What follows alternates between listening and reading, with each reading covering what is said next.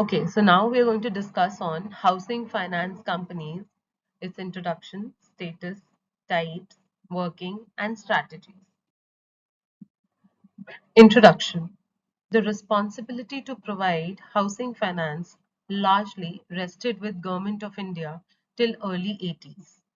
The setting up of NHB in 1988 as the apex or principal housing finance institution marked the beginning of the emergence of housing finance as fund-based financial service in the country. With the entry of large number of specialized HFIs, HFCs, MGSCs, it has grown in volume and depth. A diversified housing finance system has emerged in the country. The main components of the system are a large number of HFCs or HFIs, mortgage guarantee companies, the NHBs. The National Housing Bank. National Housing Bank is the principal housing finance agency in the country. The part played by it in the supply of housing finance falls in three categories: promotional, regulatory, and financial. The promotional role includes promotion of HFCs, HFIs, coordination with government and other agencies in securing the necessary amendments to the existing laws to remove impediments in the housing sector and encouragement to participation of NGO and social action groups in the housing development. The regulatory powers exercised earlier by the RBI relating to HFCs are now the domain of NHB. The MGCs are, however, regulated by the RBI. The NHB regulates them through directions or guidelines. The financial support by the NHB to HFCs is in the form of capital and refinance, promotion of loan-linked saving instruments, and mortgage-based securitization. The NHB is a body corporate. To carry out its functions, it may borrow money and accept deposits. It may also borrow in foreign currency. It may approach a state government for the recovery of its dues from HFIs or banks in the same manner as arrears of land revenue. To protect its interest, the NHB may call for prepayment before the agreed period of all obligations of the HFCs or banks. Loans or advances against the security of its own bonds by the NHB is totally prohibited. NHB has the power to inspect the books or accounts or other documents of any institution to which it has made any loan, advances, or any other financial assistance. To discharge its functions effectively, the NHB has the power to collect and publish credit information. It is authorized to provide advisory services to the government or local authorities or other agencies in respect of formulation of policies to promote the growth of housing or HFIs and legislations relating to the matters having a bearing on shelter or housing and settlement. To commence or carry on the business, the HFCs should be registered with NHB. They should have a minimum NOF of rupees 25 lakhs and satisfy conditions such as adequate capital structure and earning prospects. Registration is in public interest and would not be prejudicial to the operation and growth of the housing finance sector and so on. Their registration can be cancelled in specified circumstances. At least 5% of the outstanding deposits of HFCs should be invested in unencumbered approved securities. A reserve fund should be created by them by transfer of at least 20% of their net profits every year. In public interest, it may regulate or prohibit soliciting of deposits by HFCs. It may also determine policy and issue directions to them. Similarly, it may collect information about deposits from them and issue appropriate directions. The auditors of HFCs are obliged to include in their report whether they have furnished the NHB with the statements or information or particulars relating to connected with deposits received by them. The NHB may prohibit any HFC accepting the deposits. It may file an application for winding up of a HFC under the Companies Act. It may also carry out inspection of an HFC on failure to repay a deposit. The NHB may direct it to repay the deposit. The government, in consultation with the NHB, may appoint recovery officers for the recovery of dues of HFCs from borrowers who default in repayment of any assistance or installment or fails to comply with the terms of the agreement. NHB's HFC's directions. With a view to safeguarding the interest of the depositors and promoting the healthy and universal growth of HFCs, the NHB has issued the HFCs directions. These relate to acceptance of deposits by HFCs, prudential norms to be observed by them, matters to be included in the auditor's report by the auditors. The main elements of these directions are broadly similar to RBI directions applicable to the NBFCs. The ALM framework. The asset liability management process rests on three pillars: ALM information system, ALM organization, and ALM process. The main elements of ALM information system are management information system, information availability, adequacy, and expending. The ALM organization consists of structure and responsibilities and levels of top management involvement. The ALM process comprises of risk parameters, risk identification, risk management, risk measurement, and risk policies and tolerance levels. The NHB guidelines relating to the ALM framework of HFCs are broadly similar to RBI framework applicable to NBFCs. Securitization. Securitization is a process of pooling and repacking the homogeneous illiquid financial assets into marketable securities that can be sold to investors. The process leads to the creation of financial instruments that represent ownership, interest in, or are secured by segregated income producing assets or pool of assets. The pool of assets collateralizes the securities. Investors in securitized instruments take a direct exposure on the performance of the underlying collateral and have the limited or no recourse to the originator. Hence, they seek additional comfort in form of credit enhancement in terms of various means that attempt to buffer investors against those losses on the asset collateralizing their investment. They are either external, that is a third party, or internal, the structural cash flow driven. The external credit enhancements include insurance, guarantee, and letter of credit. The internal credit enhancements comprise of credit tranching, over collateralization, cash collateral, spread account, and triggered amortization.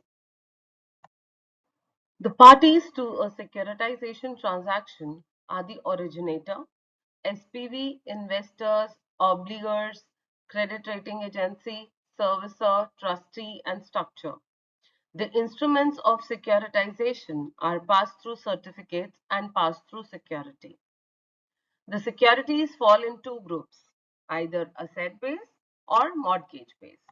Next, we are trying to understand reverse mortgage.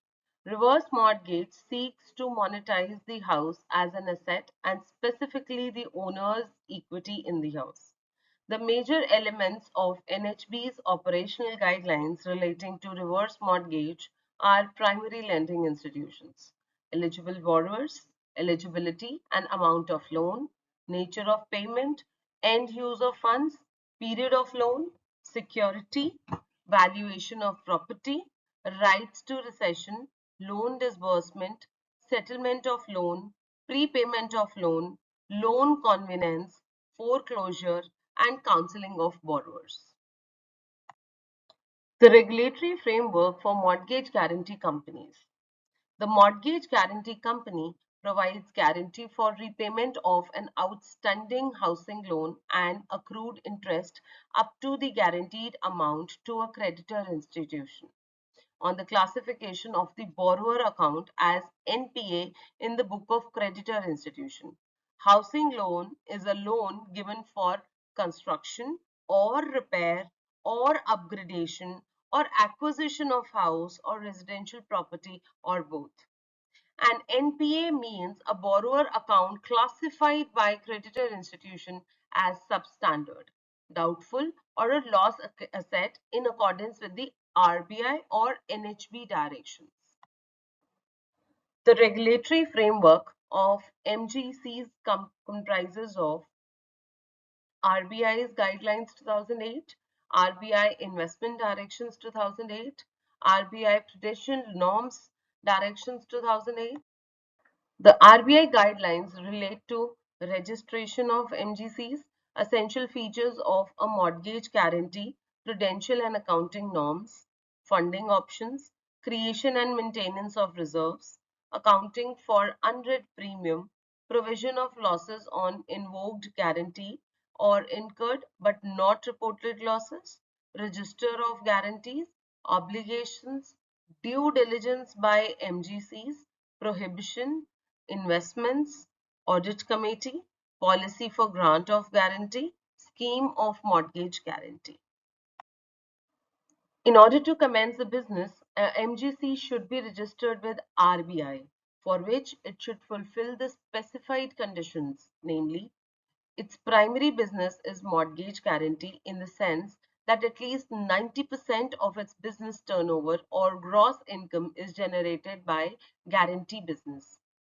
It has a minimum of NOF of 100 crores and CRAR of 10%. The general character of its management would not be prejudicial to public interest. Not more than half of the directors should be nominees of or associated with or shareholder or subsidiary with the substantial interest holding more than 10% of its paid-up capital. It would have well diversified shareholding and not be a subsidiary of any other company, nor would anybody have controlling interest. Foreign direct investment in its equity should have IFIPB's prior approval. Public interest would be served and the registration would not be prejudicial to the operation or growth of housing finance sector. It is compliant with the applicable norms for foreign investment in such companies and so on. RBI in the following cases may cancel registration of MGC if it ceases to carry on mortgage guarantee business, has failed to comply with any condition imposed by RBI, or honor claims arising of its contracts of guarantee, or fulfill any of the conditions which RBI look into account, or fail to comply with any directions issued by RBI, or submit or offer for inspection its books of accounts or other relevant documents demanded by RBI. The essential features of a mortgage guarantee contract are: it is a guarantee under the Indian Contract Act for repayment of principal and interest outstanding. It is a tri-party contract among the borrower, the creditor institution, and the MGC. The contract should be unconditional and irrevocable. The guarantee should be free from coercion, undue influence, fraud, mispresentation, or mistake, as these all things amount to lack of free consent. The guarantor should pay the guaranteed amount on invocation without any adjustment against the realizable value of the mortgaged property. The NGCs should comply with various prudential guidelines relating to income recognition, asset classification, provisioning, classification and valuation of investments, and prudential exposures issued by the RBI, and all the relevant accounting standards and guidance notes issued by ICAI. No single guarantee should exceed 10% of the MGC's Tier 1 or Tier 2 capital. The MGCs are not eligible to accept public deposits or avail of external commercial borrowings. They should build a contingency reserve up to at least 5% of their total outstanding mortgage guarantee commitments by appropriating a minimum of 40% of the annual premium or fee or 25% of the annual profits net of provisions and tax, whichever is higher. The utilization of the reserve would require RBI's prior approval.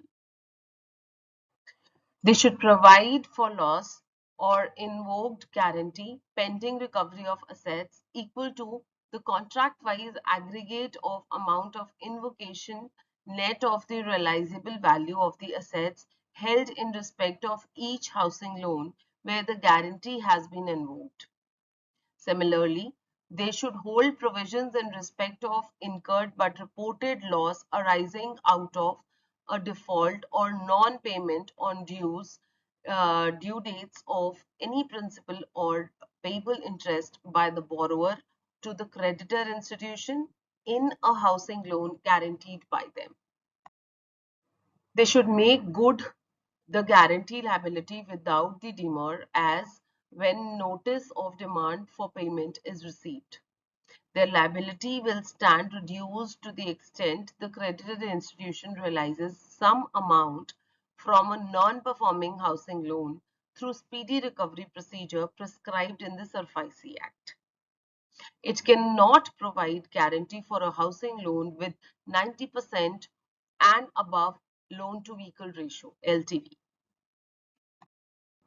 Before providing a guarantee, the MGCs should satisfy themselves that the loans are secured by a valid mortgage and the creditor institution has verified title to the property, the use of the land, and obtained a copy of all approvals from proper authorities for proper construction. The main elements of RBI's directions relating to investments by MGCs are investment policy, pattern of investments, income recognition, and accounting for investments.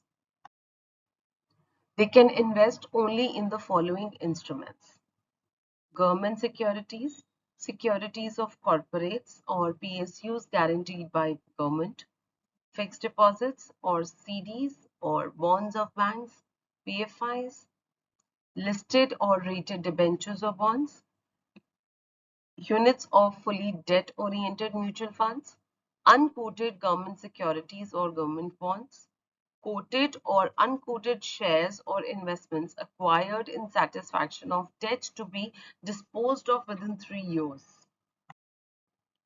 The stipulations are at least 25% of the total portfolio in the government securities, up to 25% in any other category that is listed or rate bonds or debentures or units of mutual funds and so on with a minimum investment grade rating. An appropriate sub-limit for individual investment within each category may be fixed by the board of MGC. Income from mutual fund units should be booked on cash basis. Income may be booked on accrual basis in the following cases: interest on corporate or PSU securities guaranteed by government and interest is not in arrears. Dividends on shares if declared in the AGM and the right to receive the payment is established. AGM is annual general meeting. on securities or bonds or debentures where interest rates are predetermined and interest is paid regularly. All quoted investments should be marked to market, while net depreciation should be provided for or charged to profit. Net appreciation should be ignored. Investments in unquoted government securities or guaranteed bonds should be valued at carrying cost. Unquoted investments acquired in satisfaction of debt should be valued as under. Mutual fund units at the NAV declared, equity shares at the lower of the cost or breakup value or fair value, preference share at lower of the cost or face value. Debentures should be treated as term loan for income recognition purpose. RBI's prudential norms directions. The main features of the RBI directions relating to prudential norms are income recognition, asset classification, provisioning, audit committee, transaction in government securities, capital adequacy requirements, loan against own shares, concentration of credit investments. Income on a NPA should be recognized only on a cash basis. The premium or fee on mortgage guarantee contracts should be accounted for according to the standards issued by ICAI. Income from other businesses should be recognized as per the norms applicable to the NBFC. The MGCs should classify their assets into standard, substandard, doubtful, or loss assets. The provisioning for different classes of mortgage guarantee assets is broadly on the pattern applicable to the HFCs as discussed earlier. In addition, the MGCs should make provisions for losses on invoked guarantee and incurred but not reported loss arising out of the default by borrowers of a house loan. In addition to the stipulations of a minimum NOF of 100 crores, the MGCs should maintain a minimum capital ratio of 10% of their aggregate risk weighted on balance sheet assets and risk adjusted value of off-balance sheet items. The broad framework of capital adequacy requirements of the MGCs is similar to the framework applicable to HFCs as we have discussed earlier. The provisions of the norms relating to loan against own shares and concentration of credit or investments are also similar to those applicable to the HFCs.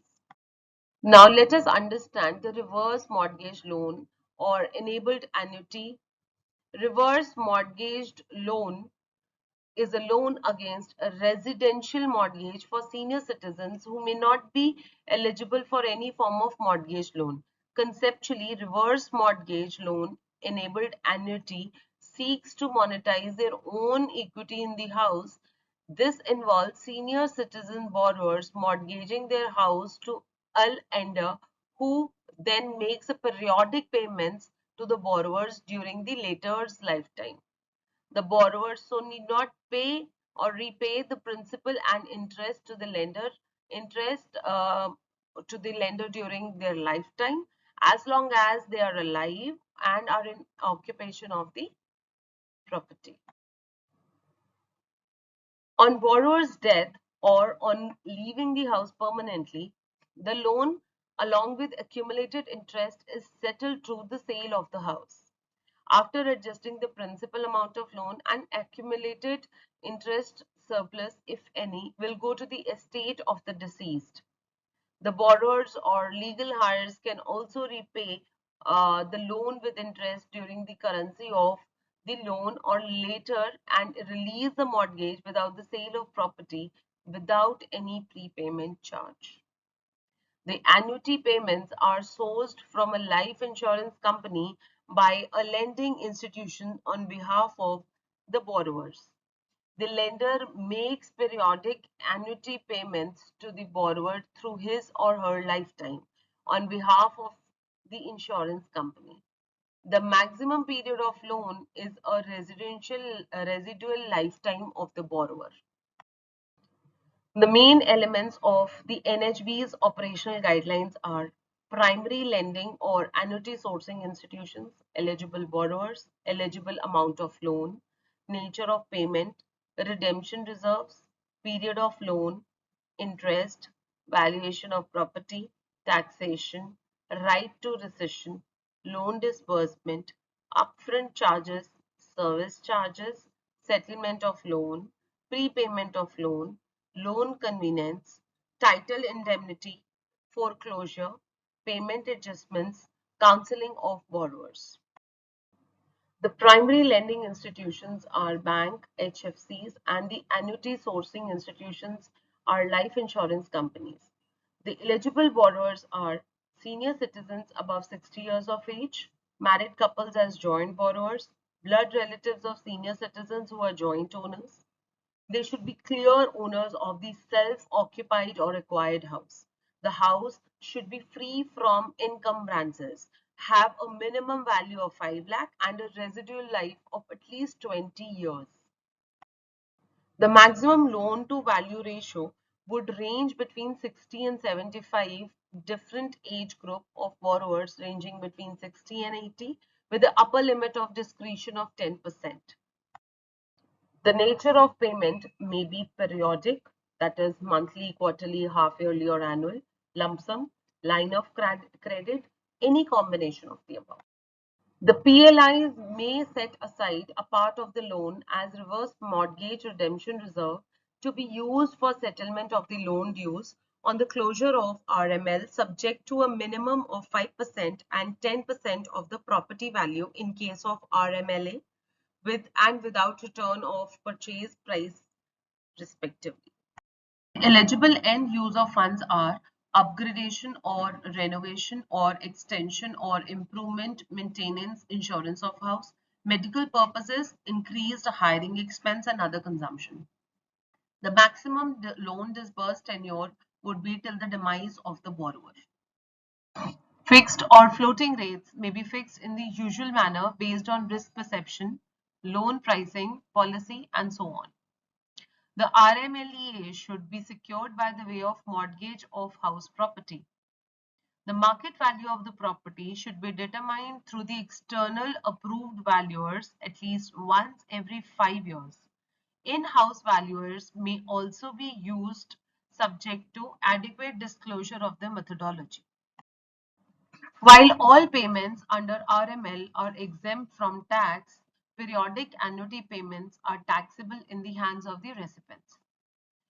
According to the right of rescission, the senior citizens should be given up to 3 days to cancel the transaction after execution of the documents and finalization of the loan. The PLI will make all RMLEA payments directly to the bank account of the borrower. The PLIs can charge upfront one-time loan processing charge not exceeding the cost paid by the lender or charged to the lender by the providers of service such as appraisal or inspection, property verification or examination, survey, and so on. The PLIs would be entitled to receive ongoing service charges up to 1 and 1.5% of the loan in case of with or without return of purchase price respectively. The settlement of loan would be met by the proceeds from the sale of the house. The RMRR would be closed and proceeds directly adjusted with the loan account. Any return of the insurance company would be used for partial settlement of the loan. However, borrowers would have the first right to settle the loan without sale of property. Any surplus would be passed on to the legal heirs or estate beneficiaries of the borrowers. The borrower should have the option to prepay the loan at any time during the loan tenure without penalty charge. The PLI should be obtained a legal opinion for ensuring the clarity on the title of the residential property. The loan would be liable for foreclosure due to occurrence such as the borrower has not stayed in the property continuously for 1 year or fails to pay the taxes or maintenances or repair or insurance. The property is donated or abandoned by the borrower. Changes in the property affecting the security of the loan. Fraud or representation. acquisition of the property by the government, and so on. The PLI should observe or maintain high standard of conduct in its dealings and treat the senior citizens with special care. Clearly and accurately disclose the terms of RMLEA, the valuation methodology, determination of eligible quantum of loan, and so on. Thank you.